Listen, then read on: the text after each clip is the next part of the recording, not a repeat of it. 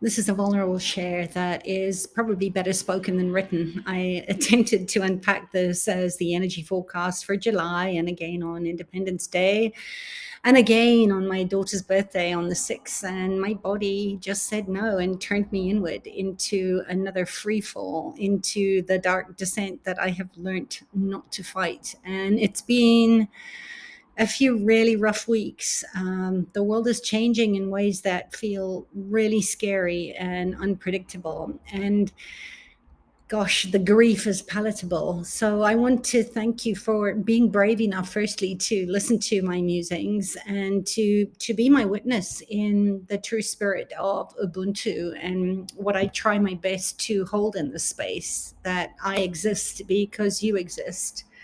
So thank you for listening as I unpack and metabolize the incoming energies that have been really hitting me hard, and I know hitting a lot of you hard over the last couple of weeks. So thank you. I know it's been a really heavy load to carry, and I've had no words as I really struggled to not be taken down completely into it all and integrate the pain and the grief and the groundlessness of my personal world, and also the anger and the grief and the hopelessness of the feminine that's been stirred up by this whole Roe versus Wade saga. It's really left me questioning my emotional and structural stability or the lack of it. And I don't know, but I've been worried about myself. I've been thinking dangerous thoughts that have me deeply concerned about my welfare. And I just couldn't shake loose of it up until now. I've been aware of a lot of karmic correction and also a lot of psychic attack and entity attachment at play.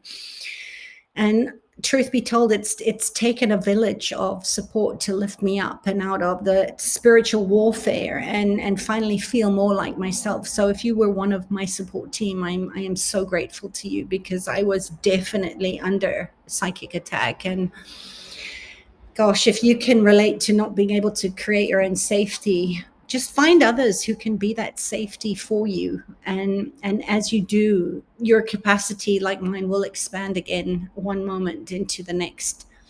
It's not easy for me, for any of us right now, as our identity shifts and timelines collapse.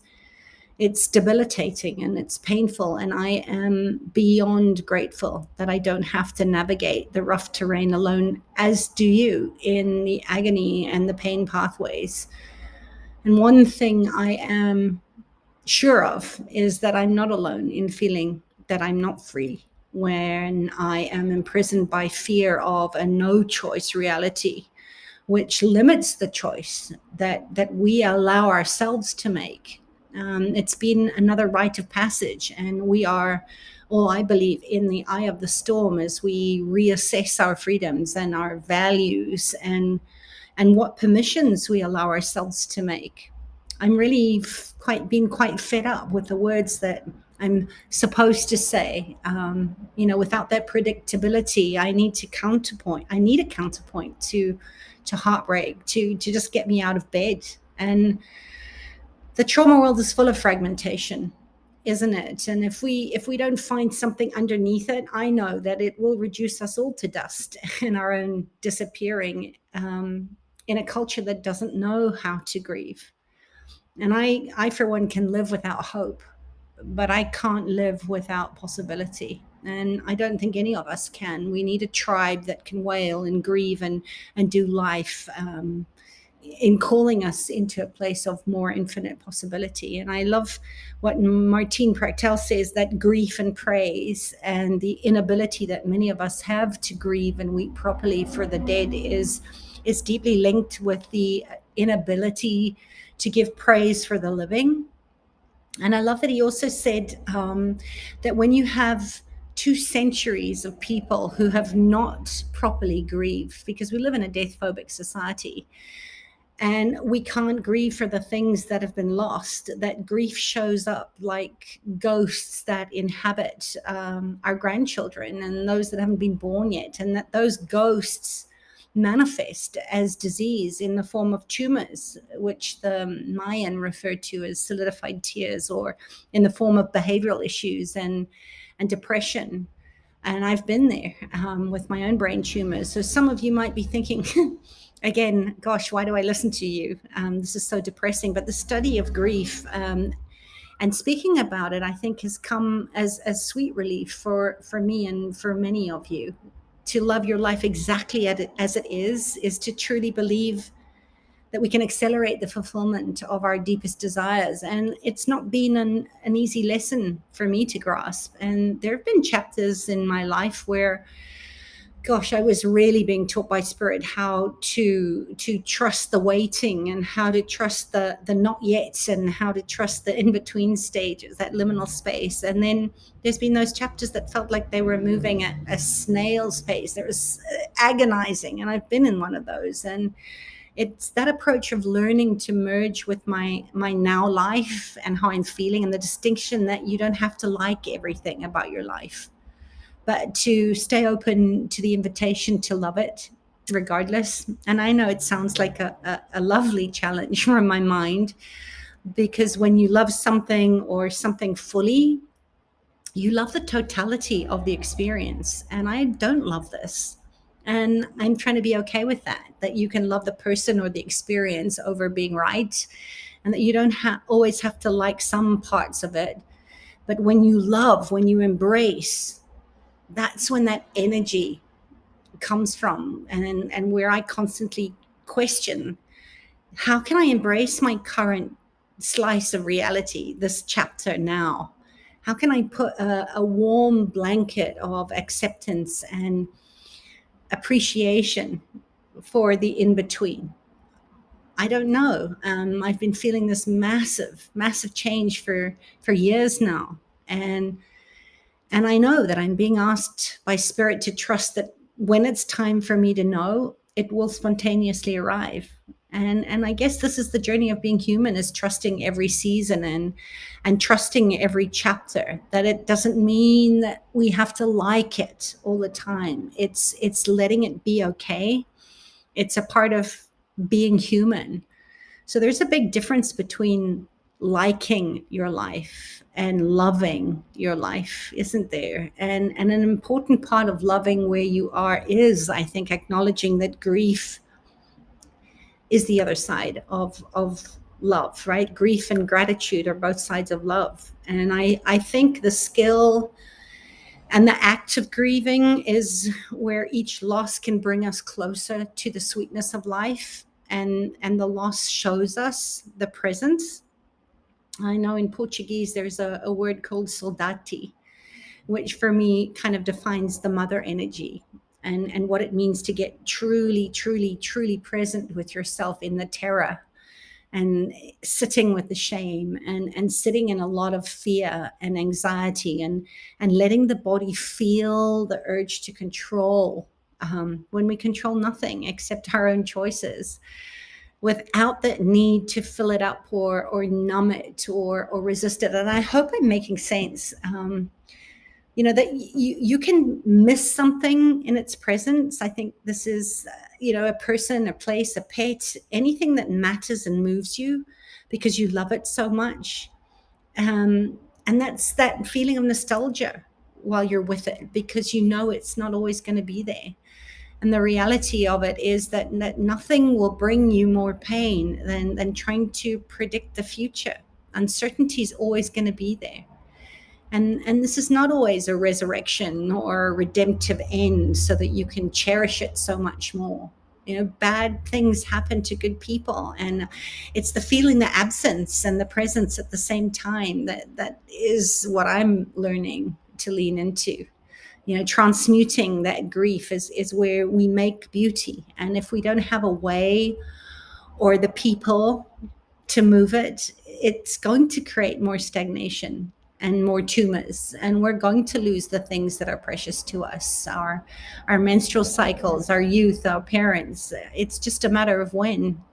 And I think that's why we need to be really kind to ourselves about the level of exhaustion and sorrow and heartbreak and all the other feelings that are a part of trying to create something from the memory of our humanity that rises from our hearts into tears that are just falling from our eyes, and how far away we've got from something so normal as grieving.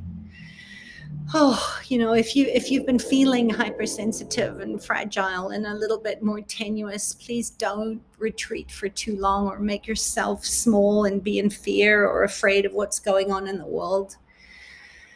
I think asking for support is the bravest thing that we can all do right now. And whew, if you're better at giving than receiving, like so many of us are, this is the time to be vulnerable enough to let others support us in our distress. So ask in spite of your protective parts who are going to tell you otherwise. And please be gentle and compassionate as you look at how you value yourself, and trust your intuition, and acknowledge that this is a collective nervous system that's being rewired here, and that we're all experiencing it in different ways right now. We're all bringing our piece to the table, and it's moving through all of us.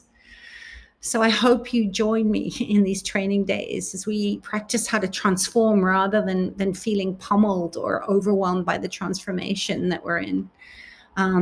It's a dance between the shadow and the light, and it feels like warfare, spiritual warfare, because we're reconfiguring who we're becoming, and how we think who we are is no longer true. It is an identity crisis in a way, and there's grief there too. The power of being able to pause enough to not make ourselves wrong when we're withdrawing and refocusing. Sometimes we have to take a step backwards and let the universe show us the how before we can move forward again. So conserve your energy for the things that matter. I'm certain now, and you and I, we have many, many feelings about everything that's happening right now. And there is an indignity and a complete lack of humanity embedded within capitalism and patriarchy. That means we have to push and strive and hustle and show up when our hearts are broken, when our rights are being stripped from our bodies, and when the fate of the planet itself has just been legislated away again. Gosh, I mean, there are just so many, many calls to action on the planet right now. And everything just seems to be burning. It's tough. Wow, this is what I know about wrestling with depression and grief for most of my time in this life. And I also know that this is the lifetime where we're ending those karmic patterns. But I also know that my protective parts have been doing a great job with my full catastrophizing brain and my sensitive nervous system to default to three categories really of thoughts when it wants to keep me safe and take me out of my intuitive power center. In fact, I've just wanted it to take me out altogether, and that's you're too much or you're not enough. And the worst one of why bother? This is just too much pain. And right now I know we have to be bothered and uncomfortable, and we have to feel the pain so that we can heal lifetimes of oppression and persecution and trauma and abuse as women, as human beings. So when your frightened parts run for safety and whisper that there is absolutely nothing that you can do about the various dumpster fires that are burning out of control on the world stage right now, please bother. Because that line of thinking of why bother, it's not helpful, and we are revolutionary. So feel your feelings, because until we can become aware of our unconscious trauma responses, we're going to continue to allude to free will and the power to choose. And without access to our feelings, we're locked in a cage of numbness that grows sharper and tighter every day. We become our own eternal jailers. And to get through this rite of passage, acknowledging the difficulties and the challenges that we're going through is I believe, how we are going to end the karmic cycles of trauma and abuse. It's how we set ourselves free from the crisis of powerlessness and the separation sickness. We need to trust our intuition, and we have to stay in our bodies to be united rather than separated in the way that we create new possibilities and futures. We can't be lone wolfing. Our future depends on our willingness to be interdependent. So let your rage become the fire that leads you to action. And let your grief and your sadness guide you to extremely articulate visions of what you see for society and cultures and for the world at large. And can we let our worry and our fear help crystallize the actions that we each take, the things that we do that matter to us, and the people and the places that you will do everything in your power to protect? In other words, for the next few weeks or the moments as you watch the world spin faster and as you grow more and more overwhelmed, please feel you're not overreacting, and you are not too much. You are not being dramatic. This is the dark descent, the imminent death of the entire planet and everything on it. You wouldn't be human if you didn't feel grief. And there's no amount of yelling or stomping or raging or crying that each of us can personally do that would be too much for this situation. And yet Western culture labels nearly all expressions of emotion as too much. I suppose it's why keep calm and carry on might be the UK's greatest export, when we're now have no prime minister, and in fact we're not feeling nearly enough. And when we feel deeply and fully, we pass through the overwhelm of sensations if we can just hold on long enough, and we move into clarity and purpose and wholeness. But when we try to, because it's impossible to amputate and mutilate and abandon and reject and disown and bend and fold and staple away our feelings, we grow numb and more distractible and more complacent in every aspect of our lives. And we can't be of service there when we lose our access to our intuition and our deepest womb space, our knowing. That's when we hand our power to those who absolutely do not deserve it. So, whatever else you do right now, whichever actions feel deeply aligned and meaningful in this time, I beg you to feel your feelings as your own authority, as your own medicine. You are not wrong in your rage. You are not wrong in your grief. And you are certainly not wrong in your fear or your worry or your pain or your horror. Let's just stop gaslighting ourselves out of feeling and out of our bodies, pretending that we best serve the world when we have merely just kept calm and carried on. That's flatlining, and that's not your true nature. So find a safe way, please, to lose your crap. And if you don't know what that means or how that might work, reach out. I'm here, or give breath work a try.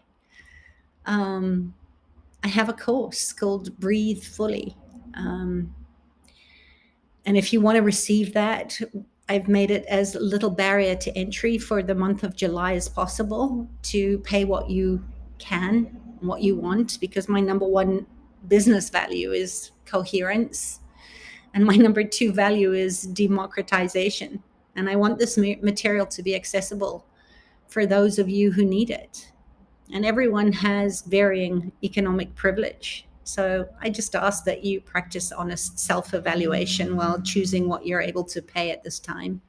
And I'll link that below. It's a powerful course. And of course, breath is the one freedom that we all take for granted. And it's powerful what we can move when it's intentional.